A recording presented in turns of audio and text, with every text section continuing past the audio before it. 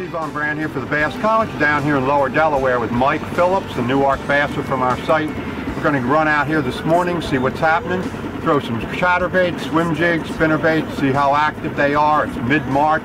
Temperatures are 22 degrees above normal.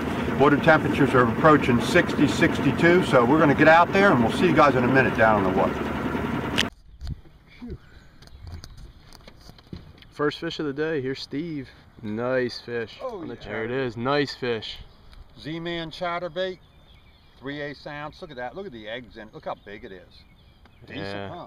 I like weighs that. Probably what, 4 pounds, huh? Yeah, easy. Yeah.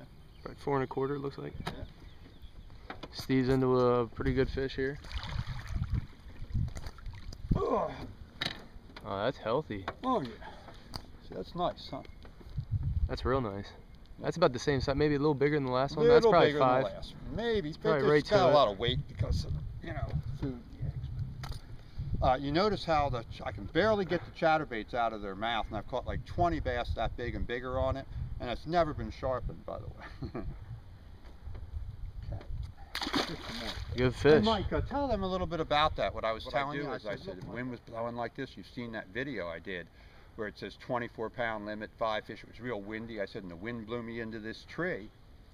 And I just threw in like this. I've done it several times and caught like nice bass out of it. I said, just raise it. And as soon as I started to describe how you do it, I could see him come right up out of the tree and hit the chatterbait. So I'm going to call a couple shots here for Mike, I hope, in a minute. And we'll see you guys in a minute with Mike holding one that's like 6-7 pounds, hopefully. Steve just got into a monster here. He's working a little back and forth, trying to get him in the boat. White and red chatterbait. Get the angle. There it is. That's a much better fish. That's over 5.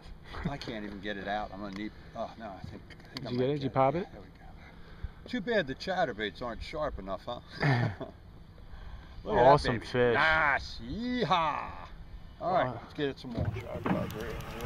There we are, just a few minutes later. Here's the next one. This is a small one, but that's a male in here. You know, they're going crazy, these little males and stuff in here with the females. They're looking in these pad roots for beds. Here with Mike, Newark basser, Mike Phillips.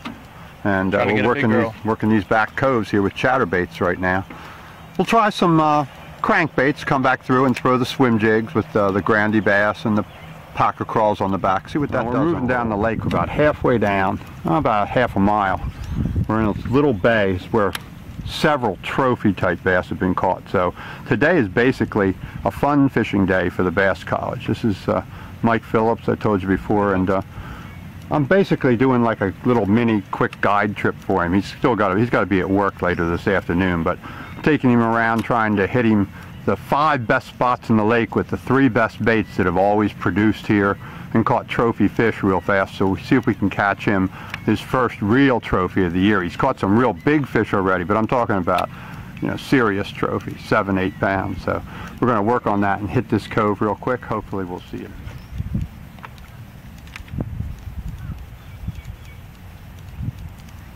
Here we are working one of the areas where the trophy fish have been caught, starting with the Dirty Jig swim jig with the net bait pocket crawl trailer. It's a blue sapphire full-size pocket crawl with the Sunfish 3/8 ounce Dirty Jig swim jig. We're going to hit it with the chatterbait right after it. 3 casts, 1, 2, 3 swim jig, 1, 2, 3 chatterbait right into the trophy area.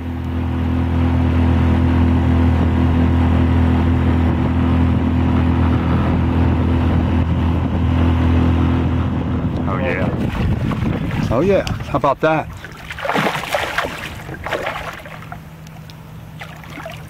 Oh yeah. Oh, he's hooked too. Oh good, huh? There we go, boy. Look at that. Didn't even touch the bait, fell right out. There we go. And he was really hooked. Look at the size of that. Oh, that's 5 pounds.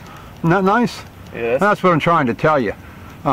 That you throw those chatterbaits and work it the right way. You changed techniques, didn't you? Tell them what you did and how I caught mine just a few seconds ago. So, all right, let's let that one go and let's tell them about it. So we've been burning the baits kind of up on top and then letting it fall, picking it up, burning it. They weren't hitting it. So Steve just got into a nice fish before I hit that one, and basically what we're doing is you're reeling real slow and then pulling the rod tip up, letting the bait come up to the top, flutter, and as it falls, giving it a jerk, and then reeling up the slack, and then just repeating. Right. And that was the third cast after Steve caught his and said, try this. Another big fish, two 5-pounders basically back to back. Right. Now tell them like the difference, like what kind of rod and reel I gave. These are all my equipment. Now Mike's using what, that St. Croix Mojo rod, right? Yeah, I'm using the Mojo with the Chronarch. So fast retrieve, yep. 7 to 1. 7 foot, what, medium heavy action. Yep. You know, the Mojo's a great rod. You don't need a $300 or $400 rod to throw a spinnerbait or a chatterbait like that. It's got the backbone. Just a good quality rod, good guides, you know, a good quality rod like, you know, St. Croix. Yeah. But something with some backbone and 17-pound test sunline. There we go. Another decent one out of the pads here on the chatterbait. Same thing, just lifting it, letting it fall, flutter, and then jerking it a couple times. Right, now that wind, guys, we're talking about the wind. We're talking about how that's our friend, huh? Oh, yeah. When that wind comes up, it'll do a lot of different things, huh, to make it better. Yeah. And we've been throwing downwind, and that cast, I actually turned around and I said, if I was a fish, I'm gonna look up, you know, against the tide. Right. So yeah, I threw it up looking straight up that way. Right. And sure enough, slow rolling it, letting it flutter. Nice. Here we go. There's another one. Wanted to say goodbye to Mike. Chatterbait. Mike's got to get out of here now, so wasn't bad for what we spent. What, 4 and a half, 5 hours? Yeah. Not too bad. Each got a 5-pounder. Yeah, and several others. Hold that up. Let's see the. Pretty decent, really. It's definitely got a little weight to it. Oh yeah, it's not bad at all. Yeah. Oh yeah, decent. All right, let's see. Maybe get one more before we got to get out of here. Cloud cover coming in. Wind really picked up. The weather's changing. Mike's got to get out of here and get to work. So I'm just going to go ahead and leave with you. We had a pretty good day. That chatterbait did it again, and turning on to that swim jig a little bit too. But we started getting this wind blowing. It changed directions. We were really white capping. Very difficult to present the bait properly in this real shallow water that we were in. But water temperatures are in the upper 50s, and temperatures dropping a little bit. Front's coming in, so we'll be back on Friday, maybe after the rain or right before it if I can get out. And Mike and I will see you at Knox and Pound Lake on Sunday. So until then, Steve Von Brandt and Mike Phillips for the Bass College, and we'll see you down.